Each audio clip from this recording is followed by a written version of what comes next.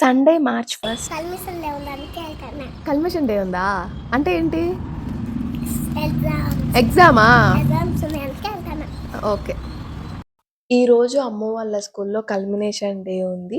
ఈ సంవత్సరం అంతా పిల్లలు ఏం నేర్చుకున్నారు అని చెప్పి చాలా ప్రౌడ్‌గా వాళ్ళ పేరెంట్స్ ముందల చూపిస్తారనమాట. నాకింకా తన ఫస్ట్ డే స్కూల్‌కి తీసుకెళ్ళిన రోజులు గుర్తున్నాయి. మొన్నే కదా జాయిన్ చేసింది అని. అప్పుడే 1 ఇయర్ అయిపోయింది. చాలా నేర్చేసుకున్నారు అనిపిచ్చింది.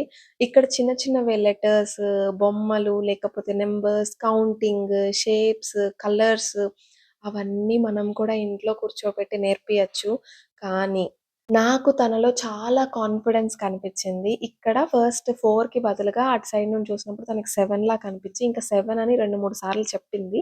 కానీ చాలా కాన్ఫిడెంట్‌గా చెప్పింది.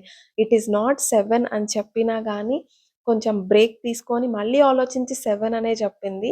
తనకి తప్పా, రైటా అనవసరం. తనకేమనిపిచ్చిందో అది ఓపెన్‌గా చెప్పింది.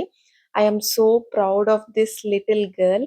దిస్ ఈజ్ ఆల్సో ఒక కైండ్ ఆఫ్ ఓరల్ ఎగ్జామ్ లాంటిదే. నేను ఫస్ట్ కల్మినేషన్ డే అంటే ఏంటి అని ఇంట్లో అడిగినప్పుడు కూడా మీరు చూడొచ్చు ఎగ్జామ్ అని చెప్పింది.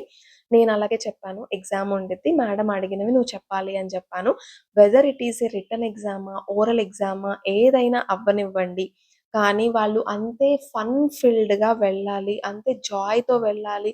ఎగ్జామ్ అంటే ఏదో స్ట్రెస్ అలా తీసుకోకూడదు అని ఫస్ట్ నుంచే నేర్పించాలి అనుకున్నాను. నేనిప్పటి వరకి ఏ ఒక్క ఎగ్జామ్‌కి టెన్షన్ పడలేదు, స్ట్రెస్ అవ్వలేదు, ప్రెషర్‌గా ఫీల్ అవ్వలేదు. అండ్ ఆల్సో ఎగ్జామ్సే కాదు ఇంటర్‌వ్యూస్ కూడా ఇప్పటికి చాలానే ఇచ్చాను. ఏ ఒక్క ఇంటర్‌వ్యూకి నేను అస్సలు టెన్షన్ పడలేదు.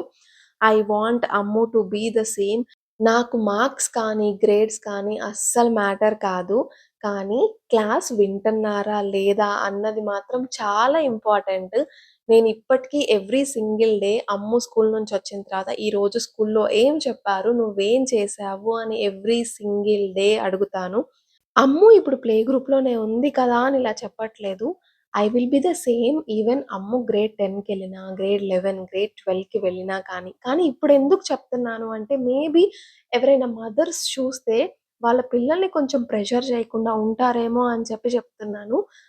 కానీ యాస్ ఎ మదర్‌గా మనం జేయాల్సిందేంటి అంటే, ఆ రోజు క్లాస్‌లో చెప్పింది ఆ రోజు అట్‌లీస్ట్ కొంచెమైనా అర్థం చేసుకొని, కాన్సెప్చుయల్‌గా అర్థం చేసుకుంటే సరిపోతది.